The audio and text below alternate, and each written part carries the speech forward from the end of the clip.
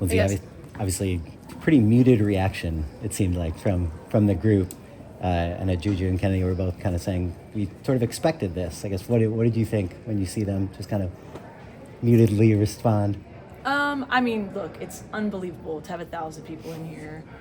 It's not lost on us at all that we've earned a 1 seed for the second year in a row. I think there's so much gratitude to be playing at home, excitement for what we're going to do. But I can't speak for them. For me, I never thought I'd be a 1 seed and feel disrespected, but I thought the committee, I thought there would be very little chance we would be the number 4 overall, number 1.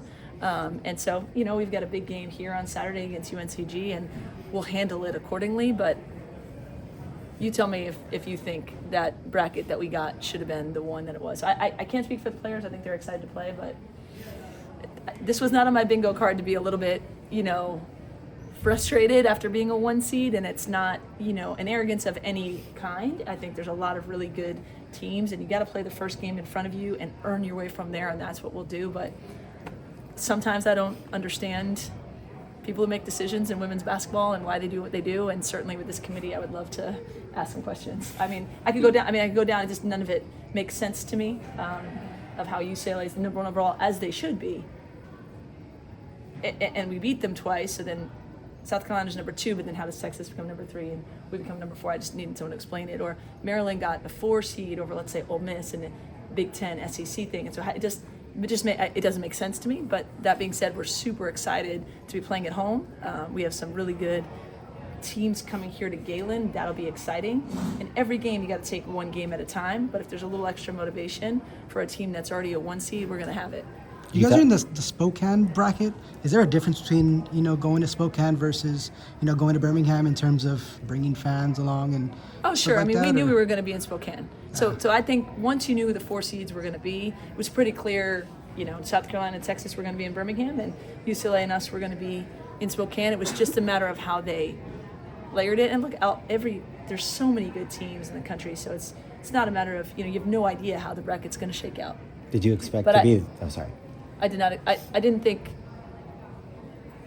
I wouldn't think we were going to be the number 4 overall, number 1. Do you think this is a sign that maybe nationally you guys aren't as respected as you should? No, I think nationally we really are. I think there's a couple people sitting in a committee room who make decisions. Because I think if you asked people, everyone would look and say our bracket's loaded. It is loaded. Quite so. Yeah, and there's a lot of good teams, but I think nationally, You guys haven't. I don't think that's who we're talking about. Coach, potential to play UConn in the tournament again. What excites you about that matchup? We've got UNCG on Saturday, and then we would have, if we were to get through, a really, really good. I just want to say I'm really proud of Charmin and Cal. I think they've had an unbelievable year. They'll be coming here, and Mississippi State's really good. So, we've got a lot of work to do. UConn is an incredibly tough 2. They're really, really good. The fact that that potential game would be in a regional is surprising to me, but shoot, if we both get there, that would be, great for TV and a lot of people excited, and a really tough game and a really exciting game. And Juju, I heard Juju say our team gets up for challenges, but. Does that feeling of disrespect, does that feel like something this team can use going forward throughout this tournament? I'm going to get us ready to play UNCG. Yeah, and again, I don't know if they do as much analyzing and that kind of stuff as I do, but and also there's really fine hairs at this point with a lot of good teams, so it's not that. It's just, like I said, I think decision makers in women's basketball sometimes do some things that are, as soon as she started the show and they started talking about rematches, I'm like, oh, what did the committee do here, right?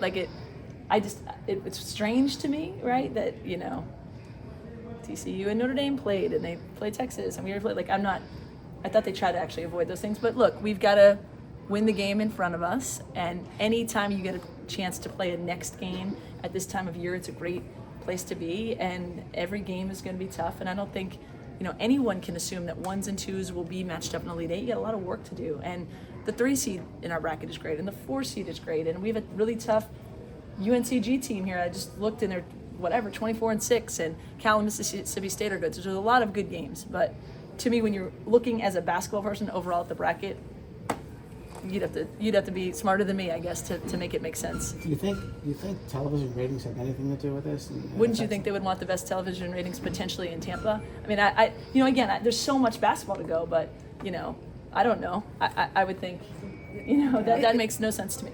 Is a little like LSU Iowa and then Yeah, that was a little wild last year too. So, like I said, sometimes people make decisions. They would have to explain, But look, our sport is in a great spot. Whatever's gonna happen is gonna happen. Like, I don't think I can get fined for any of this, and I'm being as honest as I can be. We're really excited to play on Saturday at home. I think our team earned a #1 seed. I think there's a lot of fine hairs and things like this. But look at me, you guys see me normally. I'm not normally like this kind of agitated. I like things that make sense. I don't like being disrespected. I think we went scheduled UConn and scheduled Notre Dame this year for a reason. You might have to match up with people again, but I just don't understand. It doesn't make a lot of sense to me. It also doesn't make sense down the line, but there's a lot of good teams. We're focused on Saturday. Who knows what's going to happen after that? And if it gets to regional finals, we can maybe ask these questions again, but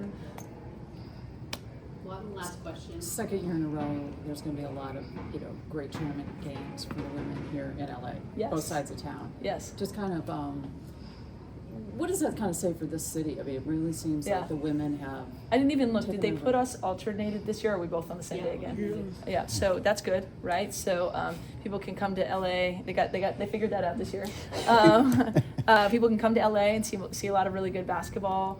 I think it speaks to where both programs are and both teams hosting, and